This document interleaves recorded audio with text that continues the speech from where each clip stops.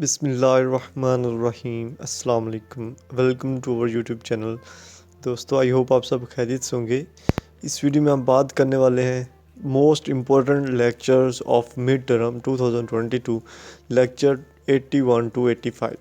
ये बहुत ही important video होने लगी है और बहुत ही इम्पोर्टेंट इसमें लेक्चर्स हैं जो आपने लास्ट में ही देखने हैं। ठीक है, तो वीडियो स्टार्ट करते हैं, ठीक है, बगैर किसी टाइम वेस्ट किए। यहाँ पे मॉड्यूल 81 जो हमारे पास है, इसमें सिक्योरिटी है। ठीक है, फॉर्म्स ऑफ अटैक्स दिए हुए हैं कि हमारे पास कौन कौन से फॉर्म्स ऑफ अटैक्स हैं जो नेटवर्क इंटरनेट की वजह से हमारे अटैक हो सकते हैं कंप्यूटर में। ठीक है, तो यहाँ पे जो सबसे पहले इस चीज़ को बयान किया गया है कि जो मलेशियस सॉफ्टवेयर्स होते हैं वो कौन से होते हैं। ठीक है, मलेशियस सॉफ्टवेयर ऐसे होते हैं जो कि आपके सिस्टम में ट्रांसफ़र किए जाएँ, वहीं पे एग्जीक्यूट हो, यानी उनको चलाया जाए और कंप्यूटर इटसेल्फ उसको चलाए और जो है ना वो अटैक हो जाए कंप्यूटर का एक डिस्टेंस से। उनको मलेशियस सॉफ्टवेयर भी कहते हैं या मेलवेयर भी बोलते हैं। ठीक है, मलेशियस सॉफ्टवेयर या मेलवेयर। ठीक है, अब अगर आपसे इसकी टाइप्स पूछी जाती हैं, या इसकी सिंपल डेफिनेशन आपने तो याद करनी है कि ऐसा सॉफ्टवेयर जो कि कंप्यूटर के अंदर दूर से जो है ना वो इंटर हो, दूर से, डिस्टेंस से। ये नहीं है कि कंप्यूटर के साथ वो भी है एग्ज़ाम, लेकिन दूर से इंटर हो और कंप्यूटर में बिगाड़ पैदा करे, उसको मेलवेयर या मलेशियस सॉफ्टवेयर बोलते हैं। इसकी एग्जांपल जो है ना हमारे पास वो यहाँ पे है, examples of software that is transfer to executed on the. यहाँ पे मैं इसको कहता है, एक वायरस है, वॉर्म्स है, ट्रोजन हॉर्सेस है, स्पाईवेयर है। ठीक है, ये चार यहाँ पे दी हुई है इसकी एग्जांपल्स में। ठीक है, हम एक एक चीज़ को जो है ना वो देखते हैं। पहले अगर हम पहली बात करें, पहली एग्जांपल में तो हमारे पास वायरस आ जाती है। ठीक है, वायरस क्या है आपको पता है। Virus is a software that infects a computer by inserting itself into programs that are ready reside in the machine. यानी कि कंप्यूटर के को इन्फेक्ट करती है खुद इंसर्ट होके। ठीक है, मशीन के अंदर खुद इंसर्ट होके जो है कंप्यूटर को इफ़ेक्ट करती है। सिंपल से आपने डेफिनेशन लिखनी है। ठीक है, वायरस का आपको पता ही है, इसमें और कुछ नहीं याद करना, जस्ट इतना याद करना जितना मैंने हाईलाइट किया हुआ है। और मैं इसको ना दूसरी पेंसिल से भी लगा देता हूँ क्योंकि ये परमानेंट हैंड आउट से हैं और आपको ये मिलेंगे इंशाल्लाह, जो मैं मतलब दे देता हूँ जो भी मांगता है ग्रुप में। अगर आप ग्रुप में नहीं हो तो फिर वो आपकी गलती है, आपको चाहिए कि ग्रुप ज्वाइन कर लो, लिंक डिस्क्रिप्शन में। ठीक है, उसके बाद है worm. A worm is an autonomous program that transfers itself through a network. Worm क्या है, एक ऑटोनोमस प्रोग्राम है जो कि खुद ब खुद जो है ना वो नेटवर्क के साथ ट्रांसफ़र हो जाता है आपके कंप्यूटर के अंदर, वहीं पे रहता है और अपनी कॉपीज़ बना लेता है, मल्टीपल कॉपीज़। ठीक है, डुप्लीकेट कॉपीज़ बनाता है कंप्यूटर के अंदर। जो होती है ना केस ऑफ वर्म, ये मतलब रेप्लिकेट करता है इटसेल्फ और एक्सट्रीम वैंडलिज्म यानी काफ़ी नुकसान पहुँचाता है आपके कंप्यूटर को।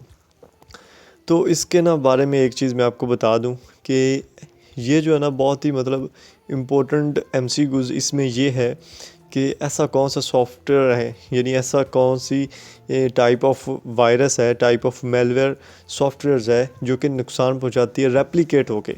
जो रेप्लिकेट करती है वो वर्म है, वर्म ये वाला।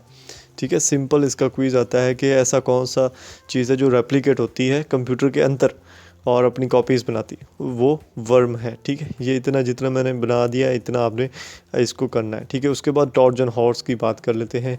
ठीक है, ट्रोजन हॉर्स जो होता है is a program that enters a computer system discussed as a desirable program such as a game और यूजफुल यूटिलिटी पैकेज। अच्छा, ट्रोजन हॉर्सेस मतलब इसमें ये ज़्यादातर चीज़ें वो आ जाती हैं कि आपने एक वेबसाइट सर्च की और ये ज़्यादातर फ्री वेबसाइट्स में अवेलेबल होते हैं इस तरह की वायरसेस जो कि हैकर्स जो होते हैं उनमें डाल देते हैं। ठीक है, तो ये आप जो सॉफ्टवेयर इंस्टॉल करते हो उसके साथ ही ये इंस्टॉल हो जाती है, मतलब उसके साथ ही होती है। जब आप उसको रन करते हो तब ये अपना इफेक्ट दिखाती है। ठीक है, इसकी आपने डेफिनेशन कर लेनी है। ठीक है, इतनी आपने डेफिनेशन इसकी कर लेनी है। ठीक हो गया, उसके बाद इसकी एग्जांपल उन्होंने दी हुई है कि जो ईमेल अटैच होती हैं, ठीक है, लाइक हमारे स्पैम में जो ईमेल आ जाती है उनमें कुछ ना कुछ मलेशियस एक्टिविटी होती है जिसकी वजह से वो हमारा जो स्पाईवेयर्स होते हैं, स्पाईवेयर्स समझते हैं, मतलब कि जो कंट्रोल कर रहे होते हैं कंप्यूटर में, जो कि मतलब इस तरह के अगर उनको लगे कि कोई अटैक है तो वो उसको रोक देते हैं।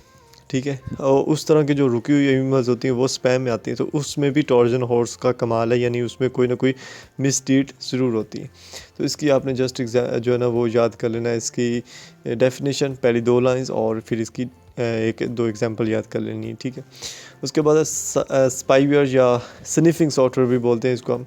ये क्या होता है कि इसमें पहला एमसीक्यूज़ ये है कि स्पाईवेयर को हम क्या बोलते हैं, स्निफिंग सॉफ्टवेयर भी बोलते हैं, ठीक है। ये एमसीक्यूज़ इसका।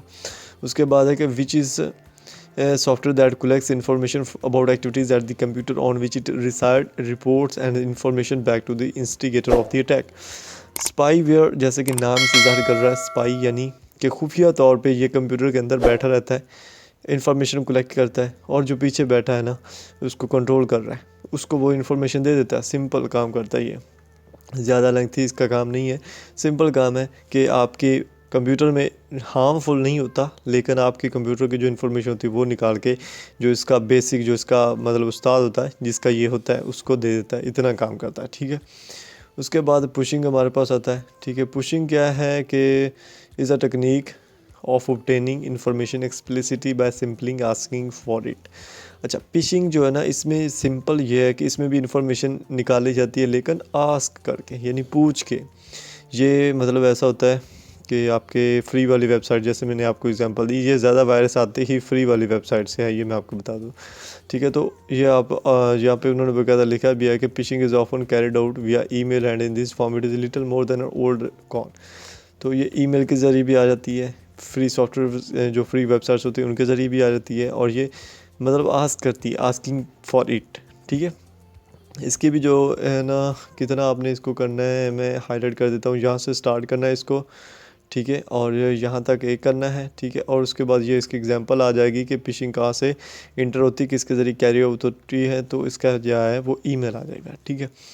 उसके बाद है डेनियल ऑफ सर्विसेज। ये जो डेनियल ऑफ सर्विसेज है इसको आपने याद करना है, इसके मुखफ़फ़ को, ठीक है। ये अटैक होता है, डेनियल ऑफ सर्विसेज का अटैक होता है, ये कंप्यूटर पे उस वक्त होता है जब कंप्यूटर में बहुत ज़्यादा सर्विसेज, मतलब बहुत ज़्यादा मैसेज, बहुत ज़्यादा रफ्तार से मैसेज आ रहे हो, यानी नेटवर्क पे, ईमेल पे, या कुछ भी बहुत ज़्यादा तेज़ी से, मतलब बहुत ज़्यादा तादाद में मैसेज आ रहे हो, तो अब जो कंप्यूटर्स होते हैं वो काम करना छोड़ देते हैं, और उस चीज़ को डेनियल ऑफ सर्विस कहते हैं, ठीक है। और ये आपके मोबाइल में भी होता है, ठीक है। लाइक अगर व्हाट्सएप पर बहुत ज़्यादा मैसेज आने लग जाए तो हैंग होना स्टार्ट होता है, वो डेनियल ऑफ सर्विस होता है, ठीक है। तो इस को जो सर्विस होता है कंप्यूटर्स के साथ, ये सारा कुछ होता रहता है इसमें, ठीक है। उसके बाद आता है कि ये कंप्यूटर जो होते हैं sometimes called a boot net, ठीक है, swap the target with message. यानी वो कंप्यूटर जो इस तरह के मैसेज, उनको बूट नेट बोलते हैं, जो इस तरह के मैसेज सेंड करते हैं उनको बूट नेट बोलते हैं, ठीक है। उसके बाद स्पैम का यहाँ पे दी हुई है, स्पैम का आपने डेफिनेशन याद कर लेनी, ये पहली 1.5 लाइन कि वही है कि अगर कोई अनवांटेड मैसेज हो जिसमें कोई ना कोई प्रॉब्लम मौजूद हो, ठीक है, तो वो जंक मेल में जाती है, जिसको स्पैम भी बोलते हैं। तो स्पैम का आपको पता ही है, अब पता चल गया होगा, ठीक है। स्पैम में ज़्यादा मतलब ख़तरा नहीं होता, और आप भी, आपकी ईमेल्स में भी स्पैम आती हैं, मतलब स्पैम ईमेल्स आती हैं, ठीक है।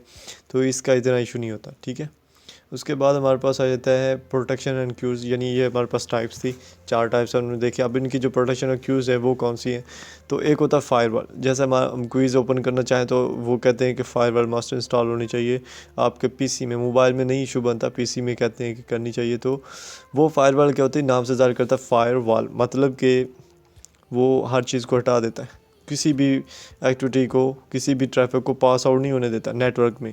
तो इसको क्या बोलते हैं, फायरवॉल बोलते हैं। ये हमारे व्यूज़ क्विज़ फायरवॉल जो हमारी ये व्यू ने पीछे दिनों में करवाई थी इंस्टॉल, ठीक है। तो उसमें यह था कि कोई भी आपके, चाहे वो अच्छा सॉफ्टवेयर था लाइक grammarly.com है, वो भी अच्छा सॉफ्टवेयर था, तो उसको भी रिमूव करना पड़ता था। IDM अगर आपने किया हुआ है इंटरनेट डाउनलोड मैनेजर, तो उसे भी रिमूव करना पड़ता था।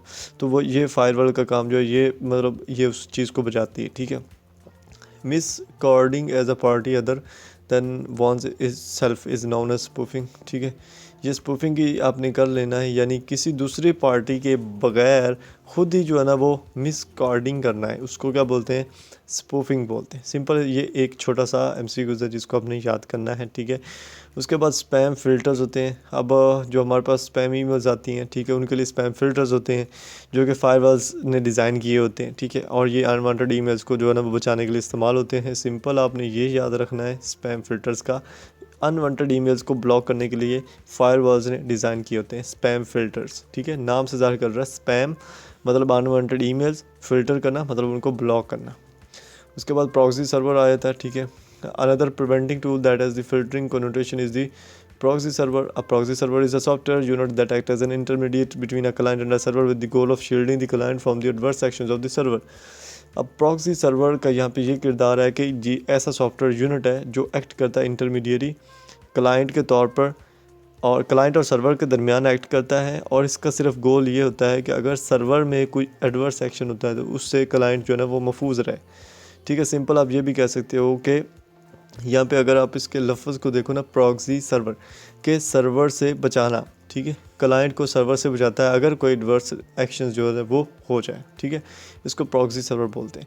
और इसके जो टाइप्स है ना, पर्टिकुलर काइंड ऑफ सर्विसेज जो ये होती हैं प्रॉक्सी सर्वर्स में, सर्विसेज। ठीक है, काइंड्स ऑफ सर्विसेज, इसमें फाइल ट्रांसफ़र प्रोटोकॉल आता है, ये हाइपरटेक्स्ट ट्रांसफ़र प्रोटोकॉल आता है, ये टेलनेट आता है, ये चीज़ें आ जाती हैं प्रॉक्सी सर्वर में। ठीक है, अगर हम यहीं पे फ़ाइल ट्रांसफ़र प्रोटोकॉल के बारे में देखें, ठीक है, ये फ़ाइल ट्रांसफ़र प्रोटोकॉल जो है ये प्रॉक्सी सर्वर में अगर हम देखें, फ़ाइल नाम से जारी करता है फ़ाइल ट्रांसफ़र प्रोटोकॉल, मतलब कि जब भी न्यू इनकमिंग फाइल्स आएंगी तो उनकी प्रेजेंस के लिए जो नॉन वायरसेस हैं, ये ब्लॉक्ड ऑल इन्फेक्टेड फाइल्स, अगर फाइल्स आ रही इनकमिंग आ रही हैं तो उनमें अगर कोई वायरस है, ठीक है, उनको ब्लॉक कर देगा।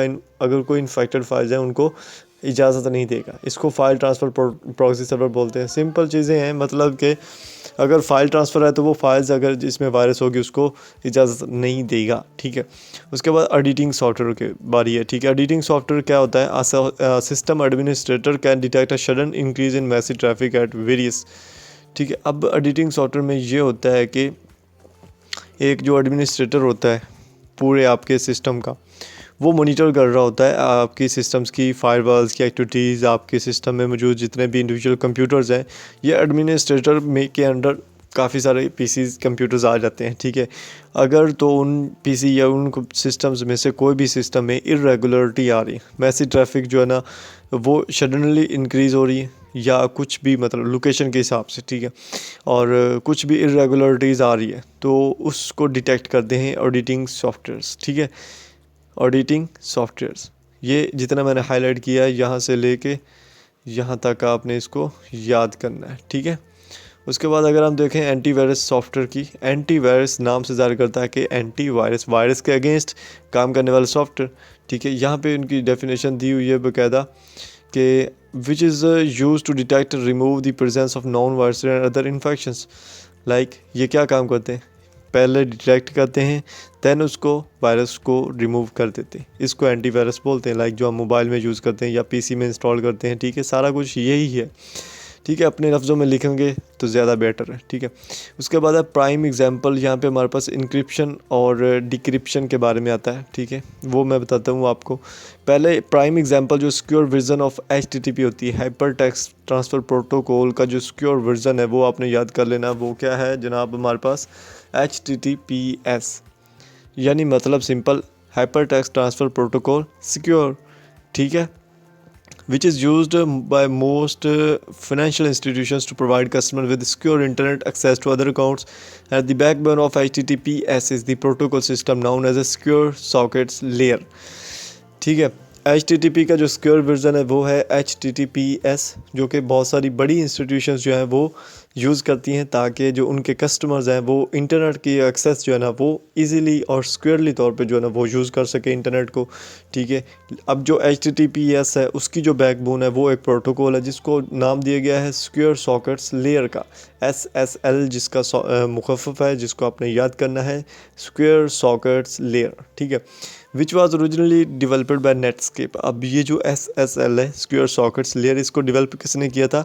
नेटस्केप ने डिवेल्प किया था। और ये असल में कम्युनिकेशन लिंक होता है between the web client and the server, यानी क्लाइंट्स और सर्वर के दरमियान जो लिंक है वो क्या है? SSL है।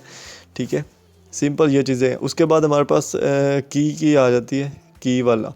ठीक है, की अब जो है ना इसको मैं थोड़ा कर देता हूँ ताकि आपने याद रहे कि कितना करना। ठीक है, एक होती है पब्लिक की इनक्रिप्शन, ठीक है, एक होती है प्राइवेट की इनक्रिप्शन। अब पब्लिक की इनक्रिप्शन में ये है कि ऐसी टेक्निक होती है जिसमें इनक्रिप्शन सिस्टम होता है, डिज़ाइन किया जाता है, नॉलेज होता है, सारा कुछ होता है उस मैसेज को डिक्रिप्ट करने के लिए। लेकिन यहाँ पे जो मेन चीज़ आपने याद करनी है वो ये है कि एक पब्लिक की encryption system involve the use of दो वैल्यूज़, दो कीज़ होती हैं इसमें। पब्लिक की इनक्रिप्शन में दो कीज़ होती हैं, एक होती है पब्लिक की, एक होती है प्राइवेट की। अब जो हमारे पास पब्लिक की होती है, नेम से ज़ाहिर करता है पब्लिक की, मतलब हर बंदे के पास होगी ये वाली की, ठीक है। Is use to encrypt message, मतलब मैसेज आया है उसको पढ़ने के लिए ना जो यूज़ होती है वो है पब्लिक की। द अदर की नाउन एज डिक्रिप्ट या प्राइवेट की या डिक्रिप्ट मैसेज, ठीक है। इसमें दो चीज़ें हैं, मैं आपको एक एग्जांपल देता हूँ। पब्लिक की जो है वो क्या है, हमारे पास एक सॉफ्टवेयर आया, फॉर एग्जांपल PDF रीडर है, ठीक है, WPS जो हम मोबाइल यूज़ करते हैं। ये क्या है, एक सॉफ्टवेयर है, ठीक है। इसमें दो कीज़ हैं, एक है पब्लिक की, एक है प्राइवेट की। हम कौन सी यूज़ करते हैं, पब्लिक की यूज़ करते हैं, क्योंकि हम उसको यूज़ कर रहे हैं, उसमें से हर चीज़ अपने इस्तेमाल में ला रहे हैं, ठीक है। ये जस्ट पब्लिक की, हम उसमें कोई भी तब्दीली नहीं कर सकते हैं, ठीक है, क्योंकि हमें उसका जो असल मैसेज है, जो उसकी असल कोडिंग की गई है, वो हमें नहीं पता। अब जो प्राइवेट की होती है वो क्या होती है, वो जो सॉफ्टवेयर बना रहा होता है बंदा, उसके पास वो प्राइवेट की होती है, मतलब कि वो पूरी कोडिंग होती है उस चीज़ की, ठीक है, जिससे वो मैसेज को डिक्रिप्ट कर सकता है। अगर वो कोडिंग सबको पता चले तो फिर मसला बनता है, तो इसलिए उसको प्राइवेट रखा गया, उसको पब्लिक किया गया। पब्लिक वाले सिर्फ यूज़ कर सकते हैं, प्राइवेट वाले जो है उसको बना सकते हैं, बिगाड़ सकते हैं, उसमें तब्दीली ला सकते हैं, ठीक है। तो ये दोनों जो है ना, ये बहुत ही मोस्ट इम्पोर्टेंट जो है ना शॉर्ट क्वेश्चंस भी हैं और इम्पोर्टेंट MCQs हैं, जिसमें प्राइवेट की का अलग MCQs है और पब्लिक की का अलग MCQs है, कि पब्लिक की किस लिए यूज़ होती है, इनक्रिप्ट करने के लिए, और प्राइवेट की किस लिए यूज़ होती है, डिक्रिप्ट करने के लिए, ठीक है। इस चीज़ की आई होप आपको समझ आई होगी। उसके बाद अगर हम देखें सर्टिफिकेट अथॉरिटीज़, मतलब कि अगर इस प्रॉब्लम में रिज़ॉल्व हो जाए, इस प्रॉब्लम को सॉल्व करना है, ये जो इंटरनेट साइट्स हैं इसमें इतना रिस्क है, फिर इनको यूज़ क्यों करें। तो इस रिस्क से बचने के लिए जो हमें कुछ कंपनीज़ हैं जिनको सर्टिफिकेट अथॉरिटीज़ का नाम दिया गया है, ये जो अथॉरिटीज़ होती हैं ये मेंटेन करती हैं जो आपके पास सिक्योरिटी कीज़ हैं, पब्लिक कीज़ हैं, ठीक है, और लिस्ट ऑफ पार्टीज़ जो होते हैं उनको ऑपरेट करती है, उनको मेंटेन करती है, ठीक है। ये एक्ट एज अ सर्वर काम करती हैं सारी। पब्लिक की इंफॉर्मेशन जो है उस पर ये नहीं, इसमें एतमाद होता है क्लाइंट्स में, और जो बना रहे होते हैं उनमें एतमाद होता है, और एक सर्टिफिकेट दिया जाता है। उस सर्टिफिकेट के मुताबिक ये जो है ना वो मतलब पब्लिक पार्टी और जो पार्टी मतलब जो बनाने वाली होती है वो सारे मिलकर काम करते हैं, जिसमें दोनों को फ़ायदा होता है। जो अथॉरिटीज़ होती हैं, ये सर्टिफिकेट अथॉरिटीज़, ये अपना पैसे लेती हैं, जो बीच में एक ऐसे कह सकते हैं आप दलाल के तौर पे काम कर रही होती दोनों, ठीक है। तो ये होता है सर्टिफिकेट कंपनी। सर्टिफिकेट, यहाँ पे सर्टिफिकेट की अगर आप डेफिनेशन देखो, certificate is a package containing a parties name and the party public की। सर्टिफिकेट ऐसी चीज़ होती है जिसमें पार्टी का नेम होता है और पार्टी पब्लिक की होती है, सिंपल। मतलब ये ऐसा है कि मैथ टाइप आपने यूज़ किया होगा, अगर आप मतलब उसको यूज़ करते हो 30 दिन ट्रायल के लिए, ठीक है, वो यूज़ होगा। नेक्स्ट जब भी आप उसको यूज़ करना चाहोगे तो वो कहेंगे कि आप इन्वेस्ट करो, इसमें पैसे लगाओ, और इसका जो की है ना, इसकी की इंक्रिप्शन की, वो आप जो है ना वो यूज़ करो, वो उनसे लें, ख़रीदो, फिर वो चलेगा, अदरवाइज़ नहीं चलता। तो ये होता है पार्टी नेम और पब्लिक की का डिफरेंस, और इनके जो बीच में है वो सर्टिफिकेट अथॉरिटीज़ हैं जो अपना काम कर रही हैं, ठीक है, जो कि आपको, और यानी आप एक एज अ क्लाइंट हो और वो जो सर्वर है मैथ टाइप, उसके दरमियान जो तलक बना रही हैं वो सर्टिफिकेट अथॉरिटीज़ हैं, ठीक है। अब यहाँ पे एग्जांपल उन्होंने दी हुई है एक, ठीक है, बॉब है, ठीक है, एक बंदा है जिसके पास प्राइवेट की है, यानी जिसने सॉफ्टवेयर को बनाया, उसने क्या किया है, ये दो बंदे हैं, एक अलाइस है, दूसरा कैरल है, इन दोनों के पास पब्लिक कीज़ हैं, तो ये इनक्रिप्ट कर सकते हैं मैसेज को, लेकिन डिक्रिप्ट नहीं कर सकते, ठीक है। मतलब कि ये जो बॉब ने एप्लीकेशन बनाई है ना, उसको रन कर सकते हैं लेकिन उसमें चेंजिंग नहीं कर सकते, ना उसको कुछ कर सकते, ठीक है, ये चीज़ होती है। यहाँ पे हमारे पास दो तीन चीज़ें हैं, एक है अथेंटिकेशन, दूसरा है डिजिटल सिग्नेचर। अथेंटिकेशन क्या है कि जब भी आप मतलब लॉगिन करते हो फॉर एग्जांपल एक सॉफ्टवेयर में, तो वो सॉफ्टवेयर ये कंफर्म करता है कि क्या ये आप ही हो, मतलब आप असल वो यूज़र हो जिसने अथेंटिकेशन ली हुई है, जिसके पास सर्टिफिकेट है, ये होती है ऑथेंटिफिकेशन, ठीक है। Making sure that the author of a message is in fact the party it claims to be, यानी ये वही हो। और ये ऑथेंटिकेशन अब होनी किस तरह से होती है, इसके लिए प्राइवेट की ने जो होती है उसमें बिट पैटर्न्स होते हैं जिसको हम डिजिटल सिग्नेचर कहते हैं, या आप ऐसा कह सकते हो कि जो हमारा कोड होता है, पासवर्ड होता है, ठीक है। लाइक जैसा हम LMS में पासवर्ड लगाते हैं और वो ऑथेंटिकेशन करता है कि ये मैं ही स्टूडेंट हूँ, दैन वो हमें जो है ना वो नेक्स्ट रसाई देता है, अदरवाइज़ जो है ना वो ओपन ही नहीं होता। तो ये ऑथेंटिकेशन होता है डिजिटल सिग्नेचर, मीन्स कि आपका जो पासवर्ड है, ठीक है, सिंपल। ये इतने ख़ास इंपॉर्टेंट नहीं है, ये ऑथेंटिकेशन वाला थोड़ा सा है, इसको मैंने ज़्यादा हाईलाइट किया। ये जो ब्लू वाला है इसको हाईलाइट, ये इस तरह के जितने भी आपके मिलेंगे वो सारे मतलब ज़्यादा जो है ना वो इम्पोर्टेंट नहीं होंगे, ठीक है। उसके बाद है legal approaches to network security. अब मतलब कंट्री लेवल पर या इंटरनेशनल लेवल पर जो लीगली तौर पे नेटवर्क सिक्योरिटी के लिए काम किए गए हैं, उनमें क्या है कि जो लीगल अगर हो, लीगल रेमेडीज़ जो होती हैं वो enhancing the security of a computer networking system is to apply legal remedies. Legal remedies जो होती हैं वो इंक्रीज़ कर देती है सिक्योरिटी को, ठीक है। उसके बाद इसको पढ़ लेना आपने, इसमें इंपॉर्टेंट नहीं है कोई भी चीज़, ठीक है। यहाँ पे एक जो ना लॉ है, ठीक है, US computer fraud and abuse act, ठीक है, इसको आपने कर लेना है, ठीक है। ये पास हुआ था 1984 में और इसमें worms, viruses, theft of information सारा कुछ इसमें आ जाता है, ठीक है। उसके बाद एक इम्पोर्टेंट जो यहाँ पे MCQs है और शॉर्ट क्वेश्चन है वो है हमारे पास ECPA, ये भी US में है, इलेक्ट्रॉनिक कम्युनिकेशन प्राइवेसी एक्ट, ठीक है। अगर इससे आपको मुखफ़फ़ पूछा जाता है, आपने बताना है कि electronic communication privacy act is equal to ECPA, ठीक है। इसमें जो होता है एम्प्लॉयर्स या ISP rights to look into communicators of employees illegal for ISP to make available the private information. ये नीचे वाला याद करने की ज़रूरत नहीं है, ये वाला, ठीक है। जस्ट आप ना इसका ये जो मुखफ़फ़ है ये अच्छे से याद कर लेना, ठीक है। उसके बाद पाकिस्तान में जो साइबर सिक्योरिटी लॉज़ हैं वो कब नेशनल असम्बली में जो साइबर सिक्योरिटी लॉ था वो 2016 में पास हुआ था, ठीक है। और इसके अगर फ़र्स्ट टाइम पकड़े जाओ तो 10 साल कैद है, और अगर सेकंड टाइम पकड़े जाओ तो 20 ईयर्स जो है ना इसकी कैद है, ठीक है। उसके बाद इसमें जो मतलब कौन कौन सी इसमें चीज़ें आ जाती हैं, उसमें हैकिंग आ जाता है, फिशिंग आ जाता है, मेलवेयर आ जाता है, हैकिंग टूल्स आ जाते हैं, आइडेंटिटी थेफ्ट आ जाता है या फ्रॉड आ जाता है, इलेक्ट्रॉनिक थेफ्ट आ जाता है, ठीक है। ये कवर करता है जो हमारा साइबर सिक्योरिटी लॉ है, ठीक है, 2016 में पास हुआ था। उसके बाद है पाकिस्तान में अप्लाईकेबल जो सिक्योरिटी एक्ट्स हैं, इन सिक्योरिटी एक्ट्स को आपने याद करना है कौन कौन सा कब कब है, ठीक है। तो पहला है कि prevention of electronic crimes ordinance 2007 में हुआ। इलेक्ट्रॉनिक ट्रांजैक्शन ऑर्डिनेंस जो है ये 2002-2008 में हुआ। ये 1996 में हुआ। Wireless telegraphy 1933, telegraph 1885, federal investigation agency, यहाँ पे ये ज़्यादा इंपॉर्टेंट है, फेडरल इन्वेस्टिगेशन एजेंसी एक्ट 1974, क्योंकि ये पूछा गया है, ठीक है।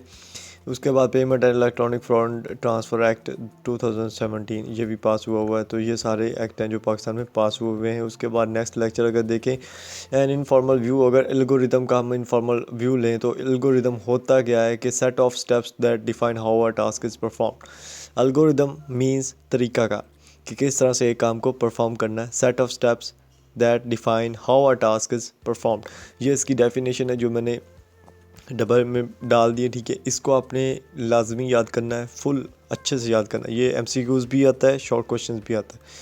उसके बाद जनाब ये जो है ना हमारे पास making a simple algorithm, making a cup of tea, ये जो है ना ये 5 मार्क्स का क्वेश्चन है, बहुत ही इंपॉर्टेंट है और इजी है, ठीक है। आपको बोला जाता है कि एल्गोरिदम बताना है making a cup of T, तो आपने यहाँ से जो है ना पहले स्टेप से लेकर 8 स्टेप तक लिख देने, ठीक है। इसमें ऊपर नीचे भी हो सकता है, मतलब स्टेप थोड़े हो सकते हैं, ज़्यादा हो सकते हैं, लेकिन तरतीब होनी चाहिए। मतलब क्या करना है कि केटल में पानी डालना है, उसको बॉयल करना है, उसमें टी डालनी है, मिल्क डालना है, उसको हिलाना है, स्टिर करना है, उसमें शुगर डालनी है, उसमें जो टी का कप है सॉरी जो कप में जो है ना वो टी को डालना है, ठीक है। फिर उसको पी लेना, सिंपल फैचअप, ठीक है। उसके बाद है ये हमारे पास है कन्वर्ट km टू मीटर्स, ये इंपॉर्टेंट है, ठीक है। दोनों इंपॉर्टेंट है, छोटे छोटे हैं लेकिन इंपॉर्टेंट है। ये एक दफ़ा अगर आप इस चीज़ को मतलब पढ़ो सही थे आपको पता चल जाएगा। तो यहाँ पे एक MCQs आया होता है कि how to convert km to meters by multiply the input with 1 1000, ये जो 1000 है ना, ये बीच में से मिसिंग होता है, ठीक है, नीचे इस ऑप्शंस में होता है। तो अगर हमने km टू मीटर्स में कन्वर्ट करना है तो उसको मल्टीप्लाई करना पड़ेगा किससे, 1000 से, ठीक है। उसके बाद जनाब हमारे पास है machine cycle. Machine cycle is the most important in next modules, इसको डिटेल से पढ़ेंगे, ठीक है। इसमें 3 स्टेप होते हैं मशीन साइकिल के। मशीन साइकिल के स्टेप्स को आपने याद करना है, ठीक है। पहला होता है फैच एन इंस्ट्रक्शन, मतलब किसी भी इंस्ट्रक्शन को क्या करना है, जमा कर लेना, आप ऐसा कह सकते हो, इकट्ठा कर लेना, जमा कर लेना, ठीक है। सेकंड इंस्ट्रक्शन में ये है कि उसको डिकोड करना है, मतलब कि आपने इंफॉर्मेशन ली, उसको डिकोड किया, उसको पढ़ा, उसको समझा, देन उस पर अमल किया, एग्जीक्यूट द इंस्ट्रक्शन, ठीक है। ये 3 स्टेप मशीन साइकिल के मोस्ट इंपॉर्टेंट है, इन तीनों को आपने अच्छे से याद करना है। ये नेक्स्ट भी आपको याद हो जाएंगे नेक्स्ट मॉड्यूल्स में। उसके बाद एल्गोरिदम एग्जीक्यूशन होता है, जो कि मैंने रिसर्चर बिलीव करते हैं कि human mind including imagination, creativity and the designing decision making is actually the result of algorithm execution, ठीक है। इसमें MCQs ये आता है कि जो एल्गोरिदम एग्जीक्यूशन का रिज़ल्ट है वो क्या है, वो हमारी तमाम ह्यूमन का माइंड, इमेजिनेशन, क्रिएटिविटी और डिसीजन मेकिंग की जितनी भी सलाहियतें हैं वो एल्गोरिदम एग्जीक्यूशन में आती। फॉर एग्ज़ाम्पल, अगर हमने कोई भी काम करना है, ठीक है, तो हमारे माइंड तक वो चीज़ जाएगी, वो हम माइंड को वो मतलब एक फ़ैसला करेंगे, लाइक मैंने इसको जो है ना वो इसको ख़त्म करना है, क्लिक करना है, इस पर ख़त्म किया मैंने, तो मैंने दिमाग को क्या किया है, इस काम को करने के लिए एक ऑर्डर दिया है, जिसको डिसीजन मेकिंग पावर भी कहते हैं हम, ठीक है। ये जो है एल्गोरिदम एग्जीक्यूशन में आता है, ठीक है। तो यहाँ तक जो है ना हमारे 85 मॉड्यूल्स जो है ना वो कवर हो गए, ठीक है। और आई होप आपको पिछले लेक्चर्स भी समझ आए हुए होंगे। अगर नहीं आए और नहीं देखे आपने तो उनका लिंक नीचे डिस्क्रिप्शन में होगा, वो भी लाजमी देखिएगा। ये जो नेक्स्ट लेक्चर्स हैं इनको भी हम इंशाल्लाह नेक्स्ट मॉड्यूल्स में डिस्कस करेंगे, ठीक है। तो अपना ख्याल रखिएगा और मिलते हैं नेक्स्ट वीडियो में। चैनल को सब्सक्राइब लाजमी कीजिएगा। अल्लाह हाफिज़।